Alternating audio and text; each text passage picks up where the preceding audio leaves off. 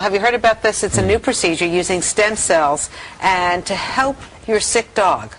Yeah, earlier this month, Dr. Brian Voynick, he is a New Jersey veterinarian, he performed the first animal stem cell transplant on the East Coast on Bentley, a 2-year-old Great Pyrenees.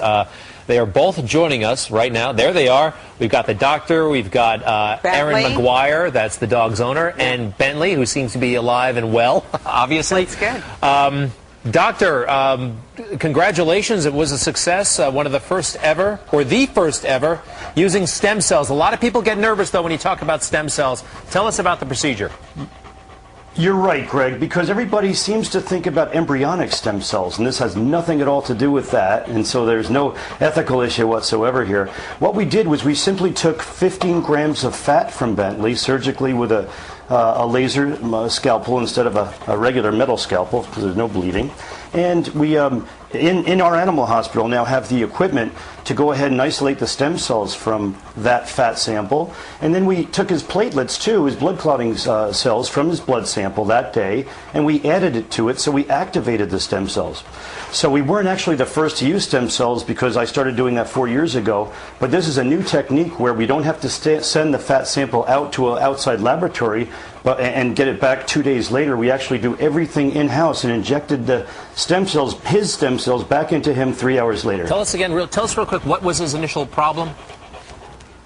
He had severe arthritis of his back legs. He's a Great Pyrenees, sweet giant breed dog. And these guys are especially prone to arthritis. So at the young age of age 2, he has severe arthritis of the right knee, and arthritic changes already starting in the left knee. Aaron, tell us about how you felt about your dog undergoing this procedure. Were you nervous? You know, with any procedure you get nervous, but after meeting Dr. Voynick and hearing about the surgery, it just fit and it made sense, and we were actually really excited. I was talking to Dr. Voynick for a while, you know, through it, and we were just excited for him to finally get it done. What's the recuperation time like? Is he back on his all paws again? And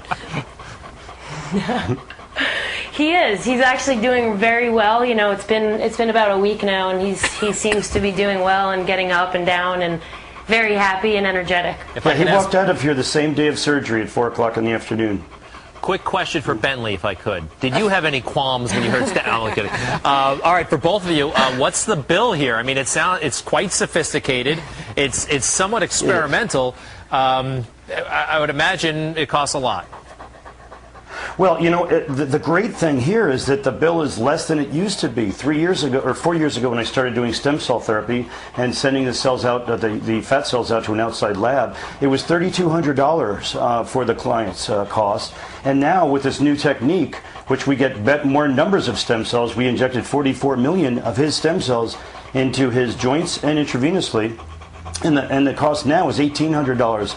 So it's not cheap, but it's significantly less expensive, and we're practicing better. We're activating the stem cells now as well, which is turbocharging them in a sense. Well, Aaron McGuire, Dr. Voynick, and Bentley, thank you all so much. Pet the dog for us. I know, they should have come in here so we could give the dog a hug. I know, he is so cute and happy, and just 2 years, live long and prosper. Very nice. Thanks so much. Thank you. Congratulations.